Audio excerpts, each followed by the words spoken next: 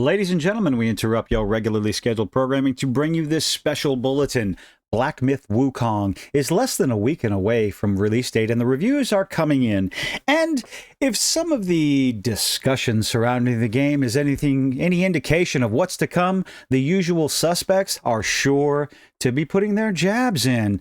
And the first one, it looks like, it's coming from Screen Rant, where they give an interesting review. Black Myth Wukong review. The Souls-like action hype train is a little off the rails.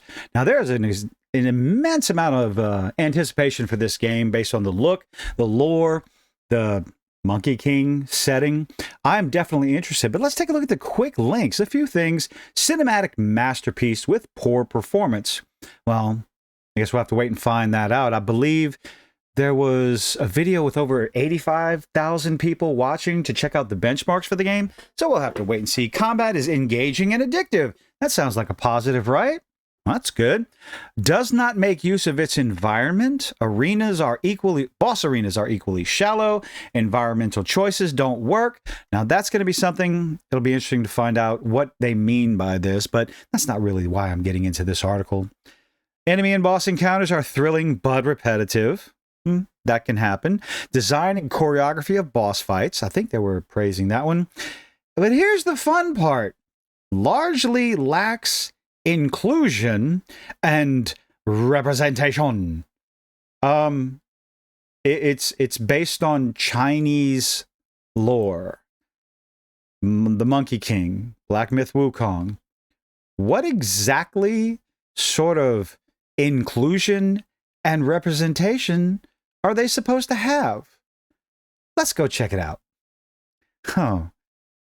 While my analysis and review of Black Myth Wukong remains focused on gameplay, well, if that were the case, this paragraph would not be in there. It's important only to you and no one else to mention the controversies surrounding the game's studio and the false, mistranslated, inaccurate, proven to be inaccurate over and over again, reports of misogyny and sexism from the developers. I've talked about this a couple of times, at least one other time, maybe two. But you still have articles like this talking about this report. Playing as a female gamer allowed me to notice issues because it's what you're looking for. Anita Sarkeesian, oh, the wonderful, the great and powerful Anita Sarkeesian. Everything is racist, everything is sexist, everything is homophobic, and you just have to go out there and find it and do something about it. Can you imagine going through life with that mentality? Because this is what you end up with. I'm a female gamer. I don't care. How about you're just a gamer? You are just a gamer. This idea, I'm a black gamer, I'm a white gamer, I'm a male gamer, I'm a female gamer, I'm a homosexual gamer, I'm a queer gamer. No. Stop allowing yourself to be categorized into these little bitty checkboxes. We're all gamers. We like games. We like playing video games. Why would you want to further categorize yourself? Allowed me to notice issues surrounding inclusion and representation because it's a non-issue, but you're looking to make it an issue. The story revolves around a mythology. Make-believe. Well, it could be make-believe. Mythology, folklore, in the past, for the Chinese people. Why are you looking and expecting any sort of inclusion and representation? But back to as far as these reports from developers of misogyny and sexism. It has been proven, as I said before, that the translation, it was mistranslated, and yet, despite being proven multiple times that it was mistranslated, there was never a retraction from IGN.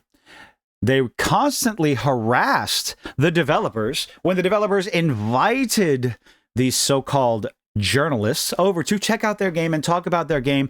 All they wanted to talk about was bring up these so-called reports of misogyny and sexism. And then when the developer said, no, thank you, we want to talk about the game, they got a little hurt feelings. So when you are constantly looking for something, despite it being proven that it's not actually there, what sort of credibility should you be expected to have? The answer is none. As far as chapters 1 and 2, while characters are clearly fictitious and fantastical creatures, so you're admitting that you're foolish. Okay. There were no female or feminine NPCs, enemies, or bosses present. You know what I think? I firmly believe that had there been female NPCs, enemies, and bosses present that you could beat the teetotal dog snot out of over and over again, you would have had a problem with it, because remember, everything is racist, everything is sexist, everything is homophobic, and we have to point it out. That means none of it exists, but you have to go find it, and you have to show people, no matter how much you have to make up along the way. That's all that's happening here, ladies and gentlemen. A narrative that was proven to be false, but they want to keep on pushing it. For whatever reason, I genuinely don't know, because honestly, to someone with an above room temperature IQ, it's not going to make sense. It's also not going to make sense because most of us didn't eat paint chips as children. My goodness. The only exception, if you can call it female, is the boss named Mother of Stones in Chapter 2, which is nothing more than a still, glowing rock with no abilities, but guarded by other enemies like nothing is good of. The lack of diversity and inclusion. Oh, Jesus Christ. I just saw the word. Okay. The lack of diversity and inclusivity resonates with the misogynistic comments reported to have been made by developers, which was proven to be a mistranslation. Why would you continue to report this when it's come out that it was a mistranslation, which expressed disdain for women playing their games? No, it didn't. Even the mistranslation wasn't about that. It was crude jokes, inappropriate, yes, but they weren't misogynistic. And they did not express disdain for women playing their games. We want everyone playing our games. Most common sense gamers, they're not sitting there saying that, oh, are you a female gamer? No, I want to know if you're a gamer. I don't care what you got between your legs. I don't care how much melanin content you have in your skin. I don't care who you want to sleep with or want to live the rest of your life with. I care if you like the same games as me. This idea, disdain for women playing their games, no one cares.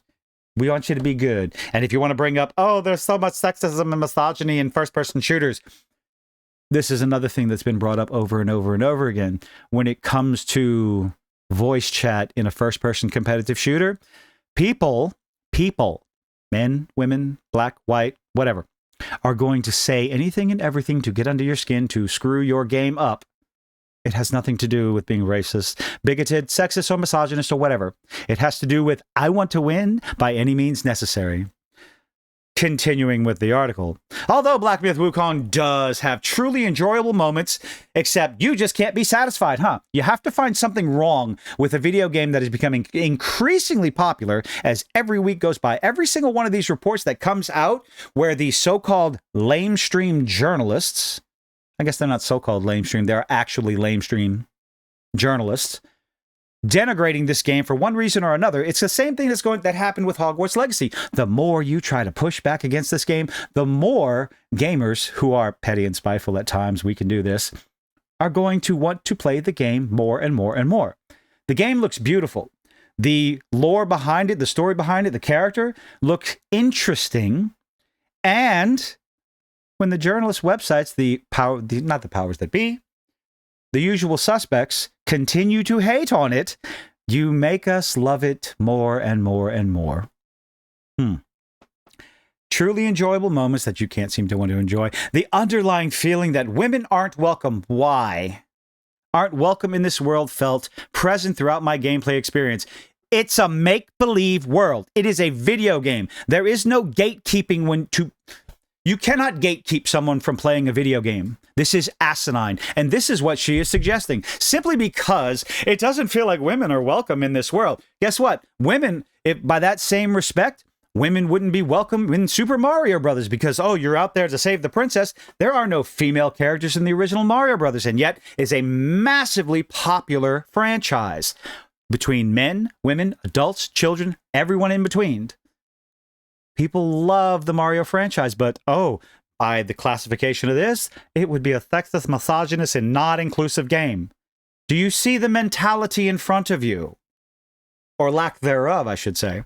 It's worth noting the game is based on the novel Journey to the West, which does consist of a few important female characters. So, to not include any women or to only include a few in an adaptation meant for modern audience. It's not meant for modern audiences, it's meant for gamers. It's meant for people who have money, who actually exist, and who want to spend their money and play this video game. This modern audience does not exist. Oh, but it's quite disconcerting that there's no women in the game. Gamers as a whole don't care. They want fun. Make it fun first. While this doesn't take away from the exhilaration of the boss fights themselves, but except you are actually taking away from your score, women fans, just say female, women fans of Souls-like games may have a different perspective. They're definitely going to have a different perspective than yours, because they're not going to go into the game with this ideological brain rot suffering from. They're going to go in looking for fun gameplay. They're going to it looking for interesting boss fights, the Souls-like feel of the game, and the story. They're not going into it going, where are all the women? Where's all the female characters? Why can't I change what I look like? No, they're not doing that. They're looking for a fun game, just like the rest of us normal gamers that do not suffer from this ideological brain rot. Women fans of Souls-like games may have a different perspective, especially given that, according to reports, the developer also suggests that women aren't capable of enjoying or being skilled at these types of games. Where is your source? Because all the information that I've seen, the videos that I did on it talking about this, there was nothing of the sort in that. My goodness, or are you making things up? The irony behind this sentiment is that Black Myth Wukong is among the easiest Souls-like games and may have overestimated its ability to hang with them in terms of difficulty. So you got to get that final little shot after continuing to talk about something that, well, was proven to be incorrect. What is this last part? 3 out of 5, which essentially is a 6 out of 10. And it's coming from Screen Rant. So, well, like I said before, the usual suspects will be out in force, continuously mentioning things that have absolutely nothing to do with the game. Even if the developers came out and said those things, if the translation was correct, it still would not make a lick of difference in the game. What happens behind the scenes as a studio? Now, you can make your decisions based on what happens inside the studios, but as a whole, gamers have a tendency to forget when you put a fun game in their hands. We're looking at Activision Blizzard, we're looking at Riot Studios, we're looking at all these different studios, and even Ubisoft, with some of the reports of what happened inside the studios, actual toxic work environments, the frat boy environment, and so on and so on. Gamers just want a fun game. If you are having problems in the workplace, well, do something about it, but please provide us with a fun game. You can empathize, you can sympathize, and there are quite a few out there that will talk about that and make videos on the particular work environments at those studios and hope that something gets done. But ultimately, unfortunately, we tend occasionally to have a short memory, especially when you put out a good game. And it sounds like Black Myth Wukong is going to be a fun little game, fun little romp, maybe not quite the Elden Ring level of Souls-like, but fun enough to get a lot of people to give it their money, despite what websites like Screen Rant put out there. Now, if you're hesitant on this game, it's absolutely understandable. Wait for a YouTuber that you like, that you trust, a game reviewer that you enjoy, and you trust their opinion to review it before you put your money down. Me, I like enough of what I see. I'll probably be checking out this game. But you, let me know what you think in the comments section down below. Leave a like, leave a dislike, do all those nifty little things that YouTube is begging you to do, and I hope to see you on the next one. Bye-bye.